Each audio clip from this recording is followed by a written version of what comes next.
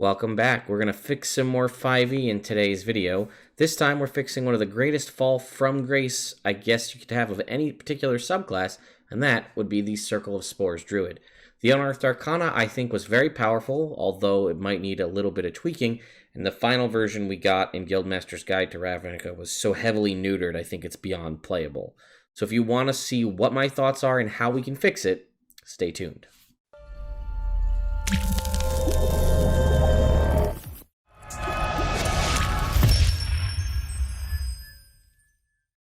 So to start, basically I've got three sources that I'm going to be using here.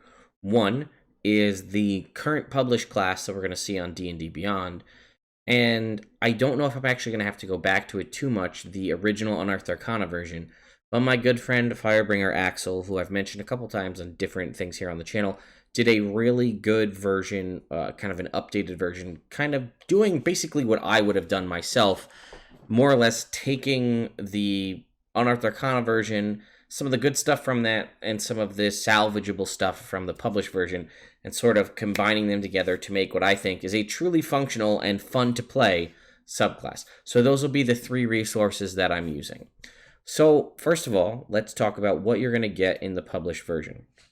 So one thing that I think is interesting is the idea of circle spells, which I feel like is once again the pseudo idea of power creep, if you will, in 5th edition. Again, this could be fixed if they go back and fix things, but in the original Player's Handbook publication of 5th edition, the only druids, there's only two, right? There was Circle of the Moon and Circle of Land, and only Circle of Land got extra spells, and that was sort of one of the benefits you got of choosing the Circle of Land.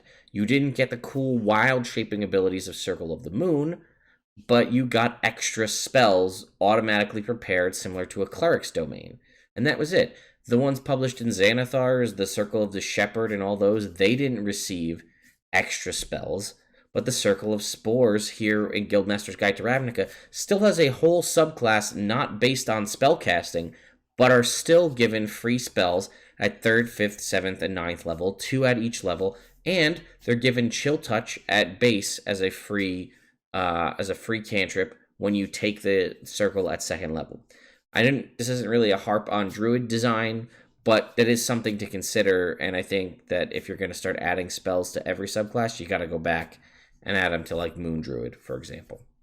That being said, that remains the same in all versions of this. You still get Chill Touch for free as a druid cantrip, and you get all of these spells. So that remains untouched. So, first of all, Halo of Spores originally was basically you can use your reaction on your turn to deal 3 poison damage to one creature you can see within 10 feet. That was increased to 6 at 6th level, 9 at 10th level, and 12 at 14th level. And that was just a flat damage, no save, poison damage. Now, poison damage is one of the most heavily resisted and immune type of damage to be dealt in the game, so chances are it's not super useful, but at lower levels, and possibly depending on the enemy, poison damage will find a use. It was maxing out at 12 damage at 14th level, which isn't too crazy. Cantrips are going to be dealing at least 3 dice worth of damage, so it's more than possible you'll be getting past that. Physical attackers will be doing more than that. But what they changed it to is when a creature you can see moves into a space within 10 feet of yours or starts their turn there, you can use your reaction to deal a d4 necrotic damage. Now that sounds great in theory, but then they said, unless it succeeds on a con save against your spell save DC. And as written, if they succeed on the con save, they take 0 damage. So one of the whole main things you're going to get at 2nd level is this Halo of Spores, and other abilities key off of that, and it's a save or no damage at all. And then rather than doing set damage going up to 12 total, it now does a d4, a d6, a d8, and a d10. So maximum damage is 10 at 14th level. I'm okay with the randomness of the dice roll, but I think the Constitution saving throw is what really bugged me the most, because that makes it nothing. So what are we going to change that to? I'm going to use Axel's document here. I think I can bring this in right here. So what he changed it to here on his document is still keeping the idea of randomness, still returning it to poison damage. So still keeping that when a creature you can see moves within 10 feet or starts its turn there. So it's the same as the written document. It is still your reaction to do so. And now it is poison damage again, but rather than requiring a saving throw, it is now D4. So it's a D4 at 2, 2d4 at 6, 3d4 at 10, and 4d4 at 12. Again, that maximum damage is now tied to what you had in the original one, being the maximum being 12 damage, but it's die rolls, so it's random, and it's poison damage, and there is no save. Again, 4d4 poison damage at 14th level. You could be dealing more than that with a magic missile at level 3. So nothing crazy there. I think that fixes it. I like it. It's still got the random nature. D&D seems to not be a huge fan of things doing set number of damage. It's either a die roll or tied to an ability score, typically, which is something we see in the 5th edition philosophy. There's not a lot of stuff that just does damage and a number. Now, that's not always 100% true. There are some things that deal just like 10 damage, like a 20th level paladin ability, but nothing crazy. So let's jump back to what else we got. So at 2nd level here, originally we got symbiotic entity. When you use your wild shape feature, you can awaken these spores rather than transforming. So you forego the ability to transform. So the published version is, as an action, you use your wild shape, you gain 4 temporary hit points for level in the class. So that's, at 2nd level, that's 8 temporary hit points. That's not too crazy, or that's pretty substantial. Your hit points are almost doubled at this point. In addition, you get the following. When you deal your Halo of Spores damage, roll the damage die a second time. So, and add it to the total. So again, that would be at 2nd level 2d4 damage with a save for nothing. And your melee weapon attacks deal an extra 1d6 poison damage on any target they hit. It lasts for 10 minutes. The temporary hit points don't stack, and you can't, or you lose all temporary hit points after 10 minutes, or until you use your wild shape again. The thought process there is you can't carry the temporary hit points into wild shape. So like if you turn into an animal, you can't bring your temporary hit points with you. So one thing I thought was interesting is they changed the damage type of Halo of Spores to necrotic, but your weapon attack deals a d6 poison. So they kind of were mixing damage types. So originally it was 3 temporary hit points per level, so less.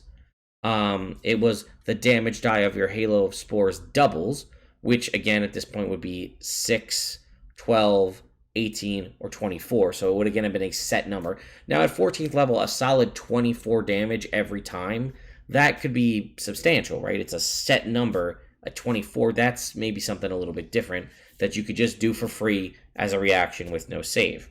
And then you also did the d6 poison damage on melee weapon attacks, and it was lasts 10 minutes or until you use your wild shape again.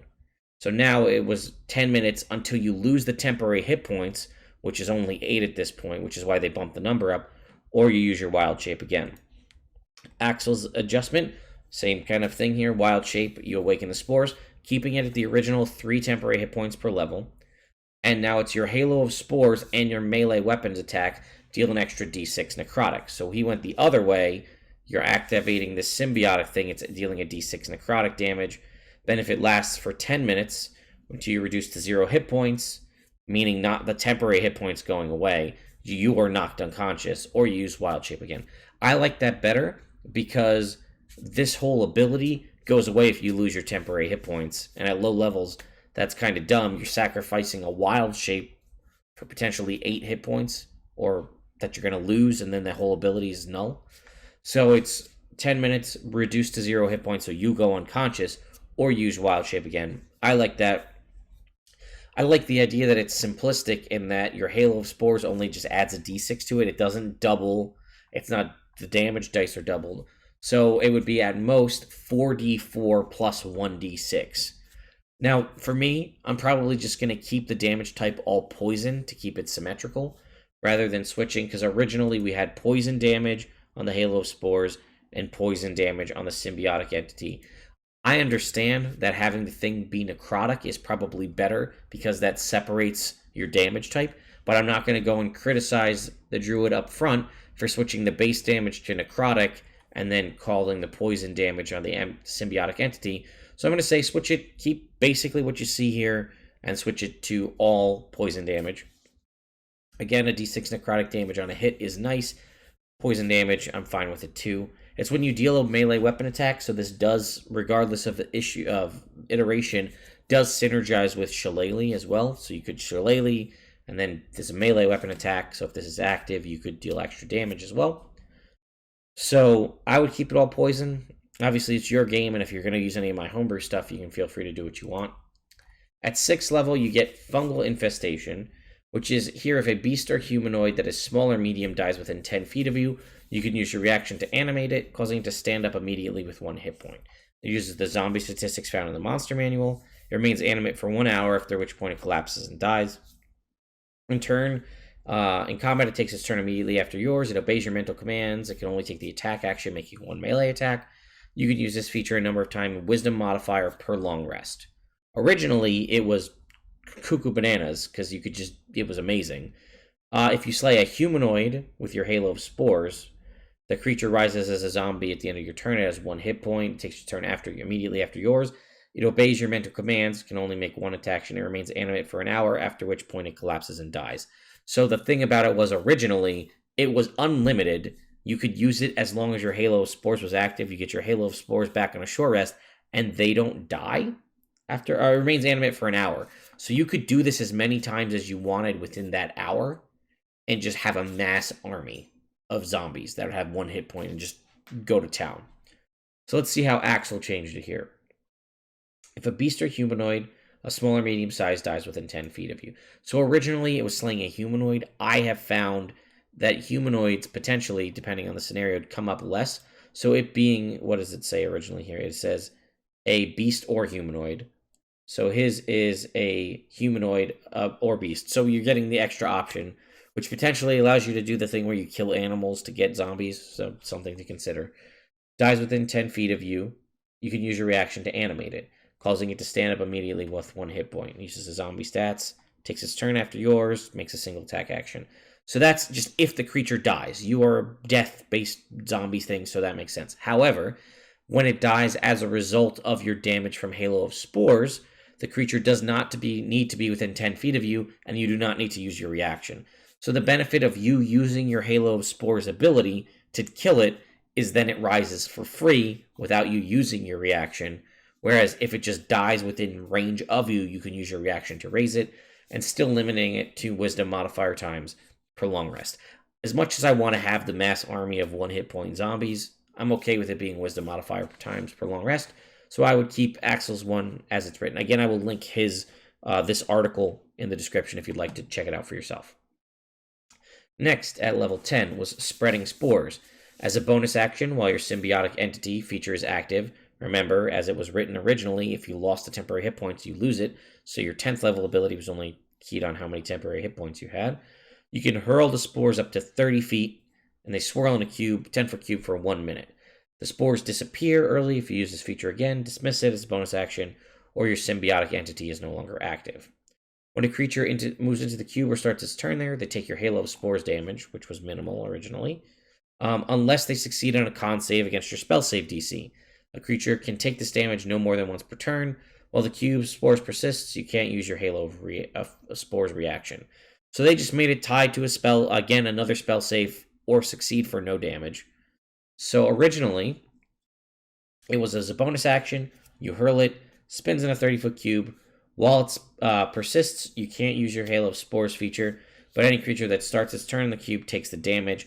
Again, the damage was just automatic. It ends early if you use this feature again. Circle of Spores now, according to Axel, bonus action, hurl it 30 feet away. They swirl around in a 10-foot cube. Creatures within the cube take your Halo of Spores damage when they enter the area or start their turn there. Creatures only dealt damage by this cube once a round. Cube spores vanish if you use this feature again, which is fine.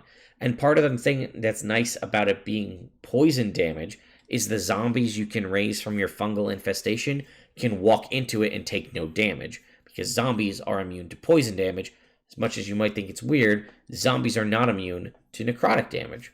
So the way it worked before, you could potentially be sending your own entities that you've generated into it and killing them because they only have 1 hit point. So they will die no matter what, as long as they don't, if they fail the saving throw. And then lastly is the 14th level ability, is the same across the board pretty much. At 14th level, you can't be blinded, deafened, frightened, or poisoned, and critical hits are considered normal hits against you unless you're incapacitated.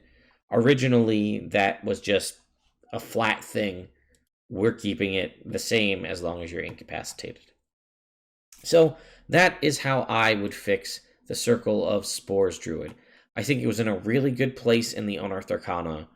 I think it could have just needed a little bit of tweaking, like we said, to not have the massive, nigh unlimited number of 1 hit point zombies within an hour. But I think everything works better if you switch it to poison damage total. It's nice and simple. You don't have to memorize different damage types. Yes, you'll be potentially nerfed by how common poison damage is resisted or immune, but it's free damage, no save. That's sort of the trade-off that you're getting for it. You're getting extra damage for free without a saving throw, but it's pretty easy to avoid. I think toning down the temporary hit points works sense. I think leaving, not having it tied to, like, if you lose your temporary hit points, the ability goes away completely. I like the idea of the zombies dying, of a creature dying within you, you can reanimate it. If it dies within your thing, the reanimation kind of happens automatically. And then again, the fungal body is cool. It reminds me more of the way plant creatures used to be back in 3.5. So anyway, that's how I would fix the Circle of Spores Druid. I do think it would actually be very fun to play, especially as the version that I've talked you through here. And I think one thing that is misunderused, again, to talk a tiny bit more about Druid design, is the wild shape feature as a resource. Obviously, it's the best if you're a Circle of Moon Druid for transforming into an animals. That's what it's designed for. But I think it would be interesting more if they used the wild shape mechanic here, right? So in this instance, of what you can forego transforming to do a cool thing. The Wildfire Druid that was released in Unearthed Arcana was a similar thing. You could not transform and summon a fire spirit. So I think it would make sense to tie Druid's abilities to wild shape. You could choose to transform into an animal or use your wild shape to do this other thing. I think that's something that needs to be looked into. And again, if you're going to publish Druid subclasses that get additional spells as part of the subclass, then you've got to do that for the other Druids you released. So, for instance, Circle of Dreams Druid does not get any extra spells. Circle of the Shepherd Druid does not get any extra spells. Circle of the Moon Druid doesn't get any extra spells. Circle of the Land Druid, one that was tied, again, as I stated, purely to spellcasting, was given extra spells, which made sense. And then they randomly gave the Circle of Spores Druid extra spells. And the Unearthed Arcana one we got, Circle of Wildfire Druid, also got extra spells, which seems to be a thing that 5th edition is going towards, giving your spellcasters extra spells, or they're a wizard, right? So paladins get spells every level, or every spell level, from 1 to 5. Druids get domain spells, 2 spells every level, from 1st to 5th level spells. Even rangers get 1 extra spell every level of spells they can cast. Now they're starting to seem to want to do that with sorcerers to give them origin spells, circle spells for druids. Bards don't get that apparently, but I guess they can make up for that in magical secrets, maybe. I don't know. It seems like that's the route they want to go to, but my big problem is if you're going to start doing this for new stuff, you need to go back and fix it for old ones and not in some new book as a variant feature. It needs to become a thing that's just present. I know you don't want to do errata to do those big changes, but I think you have to. Anyway, that's it for me. Sorry for ranting so much at the end here, but I do care about it. That's why this series exists, because I care about it and you guys seem to care about my opinion on all this stuff. So if you did like this and do like hearing what I have to say, please throw the video a thumbs up if you do, and please subscribe to the channel if you have not already, and ring the bell if you want to stay up to date on any new videos that come out. I know that I don't really know if the bell actually does anything, but I do notice that if I ring it, I do get other people's videos more often in my feed, which could be a good or a bad thing if you like seeing my face. Thank you all so much for watching, and I'll see you next time.